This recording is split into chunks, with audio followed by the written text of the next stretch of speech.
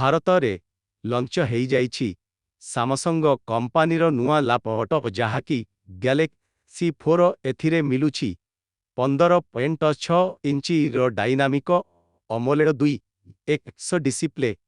protection ପାଇଁ ଲାଗୁଛି ଗରିଲା glass ଆଉ ୱିଣ୍ଡୋଜ୍ 11ରେ ଆସୁଛି ଏଥିରେ ଚାଟଜିପିଟି ଏବଂ କୋପାଇଲଟ ଆସିଷ୍ଟାଣ୍ଟ ଆସୁଛି ଏଥିରେ 2ଟି CPU ଅପସନ ଆସୁଛି ଗୋଟେ ଇଣ୍ଟେଲ୍ କୋର୍ 5 ଆଉ ଇଣ୍ଟେଲ୍ କୋର୍ 7 ଆସୁଛି ସହିତ ଇଣ୍ଟେଲ୍‌ର ଗ୍ରାଫିକ୍ସ କାର୍ଡ ଆସୁଛି ରାମ ଅପସନ ମଧ୍ୟ 2ଟି ଆସୁଛି 8GB ଆଉ 16GB 1TB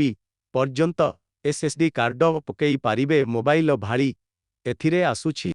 AI power by Galaxy video editor ଆଉ ଫଟୋ ରିମାଷ୍ଟର ଟୁଲ୍ ଯାହା ଦ୍ୱାରା ଲୋ କ୍ୱାଲିଟି ଫଟୋକୁ ଅଧିକ କ୍ଲାରିଟି ବନେଇ ପାରିବେ ଏଥିରେ ମିଳୁଛି USB ପୋର୍ଟ ଏ ଦୁଇଟା USB ପୋର୍ଟ ସି ଦୁଇଟା ଗୋଟେ HDMI ପୋର୍ଟ ଅଛି ଏହି ଲାପଟପ୍ ସିରିଜ୍ ଆରମ୍ଭ ହେଉଛି